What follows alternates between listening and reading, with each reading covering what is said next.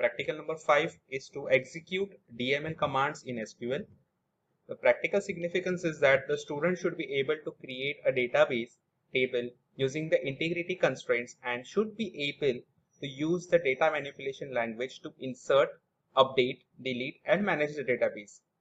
This will help to understand different issues involved in the design and implementation of the database. The relevant program outcomes that can be achieved is discipline knowledge, experiments and practice, engineering tools, and communication. Competency skills. This practical is expect to develop the following skills, that is design and execute data manipulation language queries. In this, they will be able to create the database table, insert single or multiple rows in a table, update single and multiple rows in a table, and delete single or multiple rows of a table. Relevant course outcomes, create and manage database using the SQL commands. Practical outcomes, create and execute DML commands using the SQL. Then relevant effective domains related outcomes are follow safety measures and follow ethical practices. Minimum theoretical background required is about the data manipulation language. In this, their main commands are insert, update, delete, and select. We have covered this data manipulation language in a theory session. Then we have another statement like insert into and update set where. So this is how we will be using these queries. Then we have delete and select. Procedure. Now using the appropriate database to create a table by applying integrity constraint. Insert single or multiple rows by using insert command. Displaying the content of table using the select command. Then update single or multiple rows using update set where command by giving specific conditions in a where clause, and displaying the content of table using the select command to check the updation. Then select delete single or multiple rows using delete command. Use where clause by giving specific condition, where clause to delete the particular rows from the table, and display the content of the table using select command to check whether the rows are deleted. These are the resources that are minimum required to perform the experiment. Precautions. All SQL statements must end with a semicolon. White space used in SQL to describe blanks and tabs. Follow safety practices. And these are the actual resources that are used: the system configuration, the Windows version 10, and the SQL. So starting with the insert command. So we will be using the tables that we have created in experiment number 4. So insert into employee values. So insert into the table name values. Now you have to remember the order in which the columns are created. First one was the EMP number. So accordingly we have to put the values here. Then the second column was the name. Third column was the department number. Then the department name, job ID, and the salary. Now whenever you are inserting the values, you have to take care that whenever you are entering any numeric value, you enter directly. But when you want to insert some characters, then you have to use the single quotes. As you can see here, for the Shreyas, that is the employee name, I have mentioned in the single quotes. Similarly for the department name, single quotes. Similarly for the date also we have to use the single quotes. So if your query is right, it will show as one row created. Similarly, now this is the second one. Now we have already applied the integrity constraints of primary key and foreign key. Now we will test here using the insert. Now since employee number was an unique, that is primary key, so it cannot be repeated.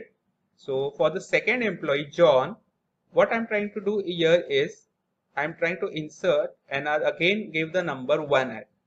So it is showing me that unique constraint, that is Scott. Now Scott is the username through which I have logged into this SQL plus .pk employee. Now this is the constraint name that I have given while creating an employee table. Violated means you are breaking this rule, the constraints. You are not following this constraint. So here what it is giving me that the primary key constraint is not being achieved. So it is showing, giving me the error. So it is not allowing me to insert the duplicate values for the column which I have specified as the primary key. So in order to correct that, I have made changes. So I have made here 2 and then the value for the second employee. So one row created. Similarly for third employee number 3, employee number 4 and 5. Now this process, every time I have to write insert into statement. So there is another way. One way is to write insert statement for every entry. Another way is this way, by using the ampersand. So you have to write a query like insert into employee values, ampersand, then the column name. Now this is the same way what we write a scanf statement in a C programming language. So write ampersand, then your column name, comma, ampersand, your column name. Again here the column name which accepts numerical value will be written as it is, and the column name which accepts alphabetical or the characters will be written in the single quotes. As see here, we have specified in the name and in the department. Then once you write this query and you say enter, so it will ask like this, enter a value for EMP number. So I have entered details one by one for this particular employee, that is employee number 6. So after the last value, when I say enter, so it will show me like this. See, old means what I have specified in the query, and the new. So these values are assigned here. 6 is assigned to employee number, Simran is assigned to e name, production is assigned to department, 20 is assigned to department number, production is assigned to department name, 172 is assigned to job ID, and 38,000 as a salary. So one row is created. So instead of writing this, so I will perform this way to insert a data. Similarly, I have done this for employee number 7. So in this, for employee number 7, again one row created. Now you may be thinking like writing this kind of query again and again, that is more tedious job as compared to the normal insert command. So one thing you can do is, when you write this command, execute this query, and if you get a proper response, that is see one row created, just type a / and say enter. So it will again ask you for the employee number. So you can continuously go on entering the new row just by putting a / and say enter. So now for employee number 8, so again it is showing here that one row is created. So this is how we have inserted the values. Now just to see whether all the values are inserted or not, so I am writing the select statement, that is select star from employee. So it is showing, see all the employee numbers, name, department number, department name, job ID and salary. So we have inserted 8, so 8 rows selected here. Now similarly we will be using for the department. So in this department I have inserted one value, so one row created. Now when I'm trying to add another entry, here it is showing me that integrity constraint, that is Scott.fk employee violated, parent key not found. Now fk employee was the foreign key constraint that I have given while creating a department table. Now here it is showing me that parent key not found. Now this is because what I am doing here is employee number 12. So I am inserting employee number 12. We have already seen this in the experiment number 4, that employee number of department table is referencing to the employee number of employee table. So it will have only those values that are present in the employee table. So but in our employee table we have only up to the 8 entries, that is employee number up to 8.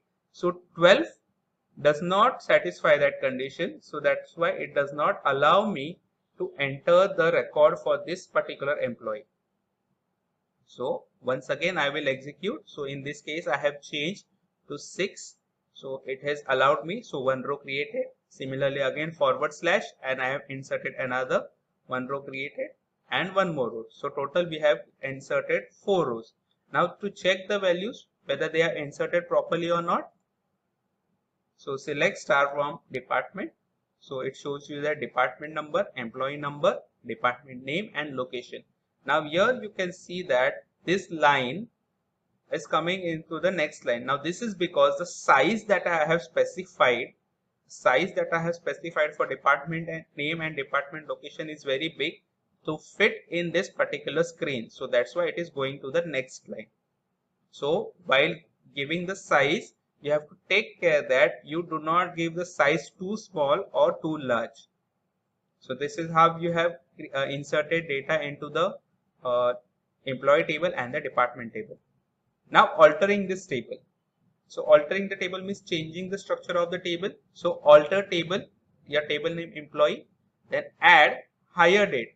So that is I want to add a column hire date which is of the type date. So if your syntax is properly, then after the semicolon you will get as table altered.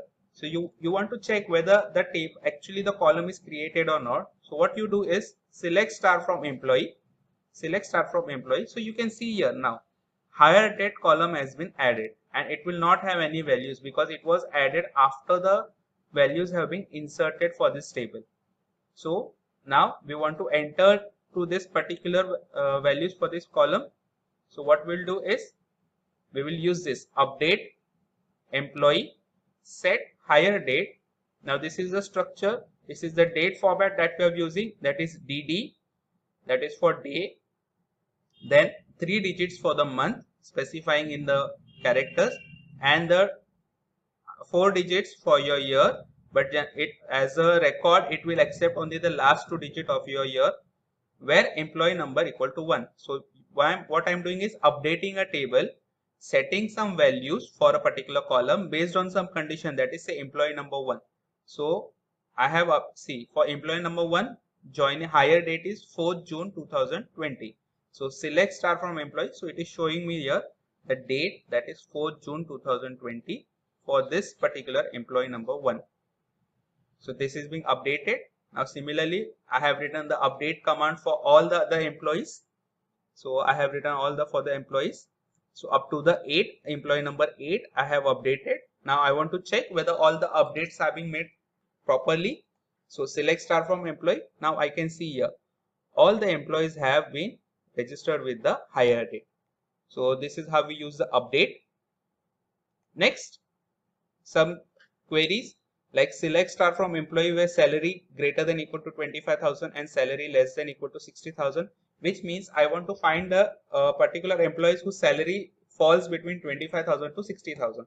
So this is how I'm writing. So this is my condition, like give all the record of employee whose salary is greater than 25,000 and salary is less than 60,000. So you can see here in this salary column, that is the salary falls between 25,000 and 60,000. Similarly, if I want to delete, so I have given a condition, that is delete from employee where ename equal to Shreyas. Now when I am doing this, I have got again a error which states that FK employee violated, that is child record found. Now this is because I have a record in department table for this particular employee. So I cannot delete that particular because it is referenced by some another table. So that's why this is giving me the error of my foreign key violation. So what I'm doing here is I am giving some another name. So now this John does not have any references to another table. So that's why it was easy to delete. So just to check whether it was properly deleted or not, I will see here. We can see here employee number 2 has been deleted. Now I am getting only 7 rows. So this is how your delete command works.